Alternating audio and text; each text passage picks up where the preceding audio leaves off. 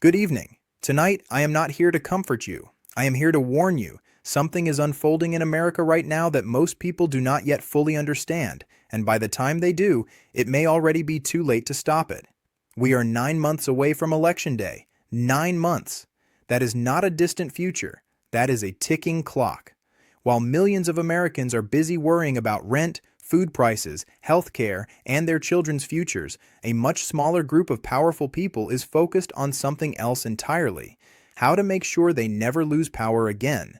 Not how to win honestly, not how to persuade voters, but how to guarantee that losing is no longer an option. There is a dangerous difference between winning and never losing.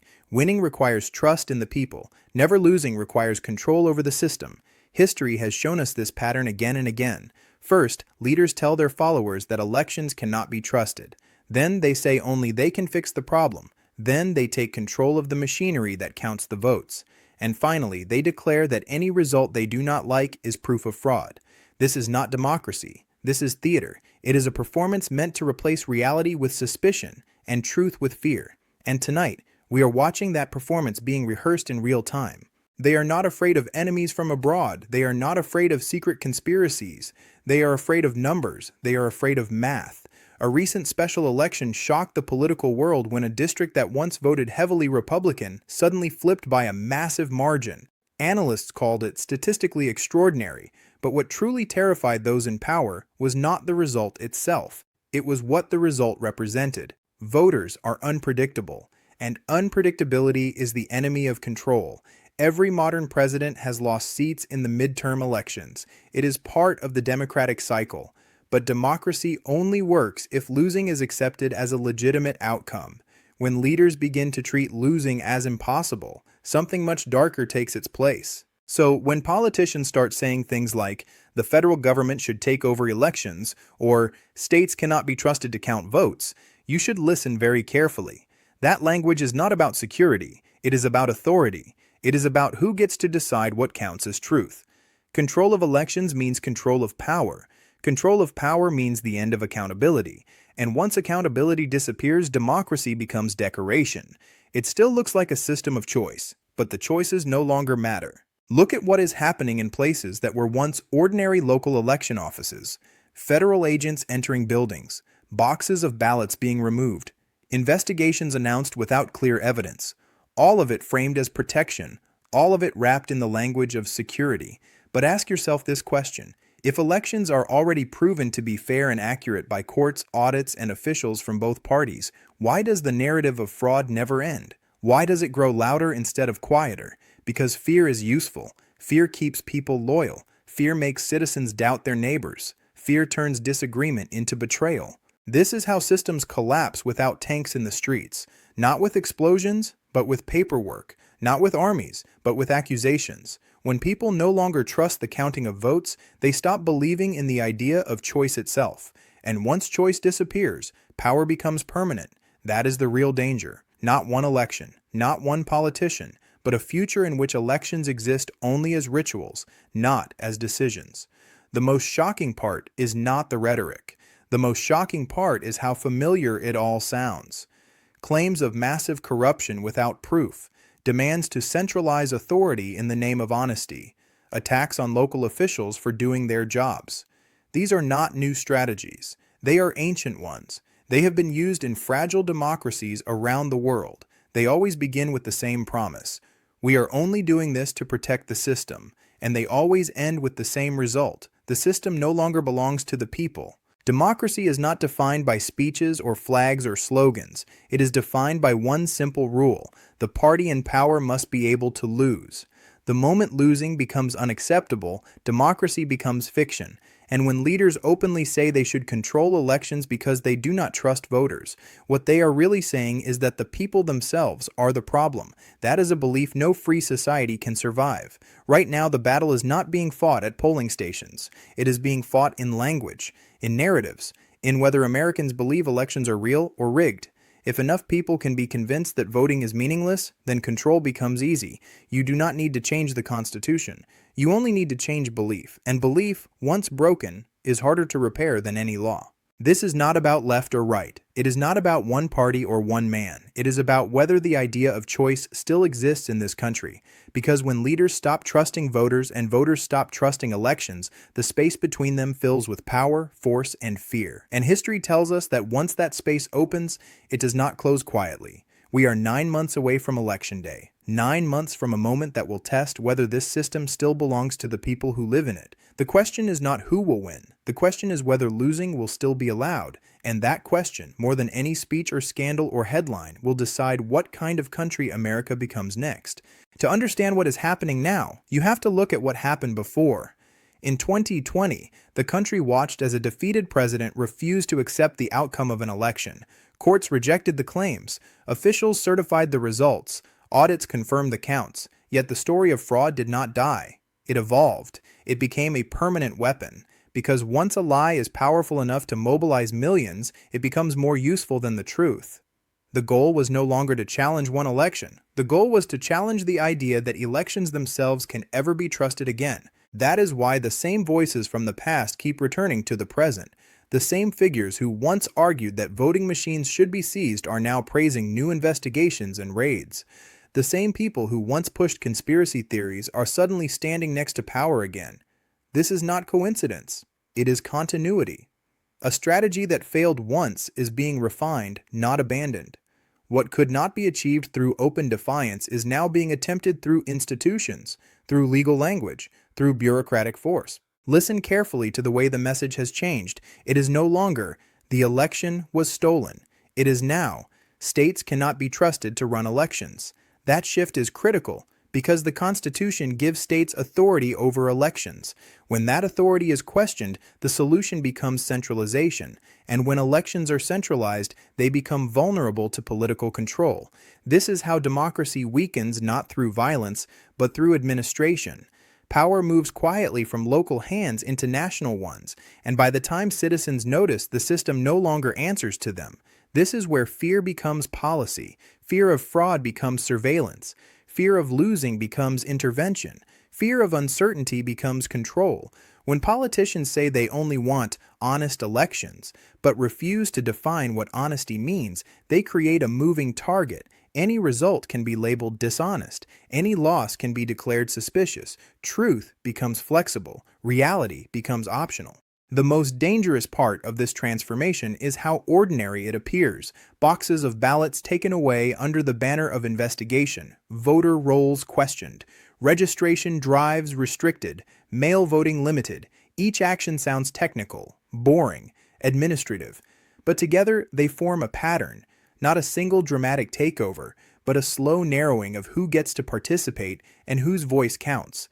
Democracy does not usually die in one loud moment. It fades through 1,000 quiet changes. And while all of this happens, the public is distracted. Culture wars fill the air. Scandals dominate the headlines. Social media turns politics into entertainment. Meanwhile, the architecture of voting is being redesigned. This is how power survives, not by convincing everyone, but by exhausting them. By making the process so confusing and contested that people give up trying to understand it.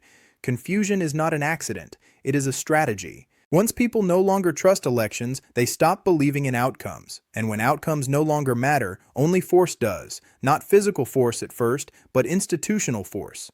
Courts pressured, agencies politicized, local officials replaced with loyalists. The question stops being, who did the people choose, and becomes, who controls the system? That is the pivot point where republics turn into something else. There is a reason history keeps repeating this story. In fragile democracies around the world, leaders always claim they are protecting the nation. They say the system is corrupt. They say only they can clean it up. They say emergency measures are necessary. And slowly, step by step, elections become ceremonies instead of decisions. The people still vote, but the vote no longer threatens power. It only legitimizes it. What makes this moment so dangerous is not that one person is saying these things, it is that millions are being taught to believe them. When a population is trained to distrust ballots, they will accept almost any alternative. They will accept national control. They will accept surveillance. They will accept limits on participation because fear convinces them it is necessary. This is how democracy commits suicide without realizing it, not because citizens reject it, but because they are told it no longer works. And when people lose faith in the process, they look for strength instead of fairness, order instead of choice, certainty instead of freedom. The tragedy is that the same system being attacked is the one that protected peaceful transitions of power for generations. It survived wars, depressions, and social revolutions, but it cannot survive permanent suspicion. A democracy that must constantly prove it exists eventually collapses under the weight of disbelief. Right now, the fight is not only about ballots, it is about belief. Do Americans still believe their voices matter? Do they still believe that losing an election is legitimate? Or will they accept a future where only one side is ever allowed to win? That is the real question hiding behind every investigation, every speech, every accusation. History will not remember the noise. It will remember whether the country chose trust or control, whether it chose fear or faith, whether it chose the uncertainty of democracy or the certainty of power. Because once a nation decides that elections are too dangerous to leave in the hands of its own people, it has already decided that the people themselves are the problem. And when the people become the problem, freedom becomes the enemy. If this path continues, the consequences will not arrive all at once. They will arrive quietly, disguised as reforms, wrapped in the language of protection and order. New rules will be introduced in the name of security. New restrictions will be justified in the name of fairness, and every change will be small enough to seem reasonable on its own, but together they will reshape the meaning of citizenship. Voting will no longer feel like a right. It will feel like a privilege granted by those in power. The first thing to disappear will be confidence. People will walk into polling stations unsure whether their vote matters. They will question whether their ballot will be counted or challenged. They will wonder if the outcome is already decided. That doubt will spread like a virus. And once doubt becomes normal, participation collapses, not because people stop caring, but because they stop believing the system belongs to them. The second thing to disappear will be local authority. Election workers, once ordinary citizens serving their communities, will be replaced by political loyalists.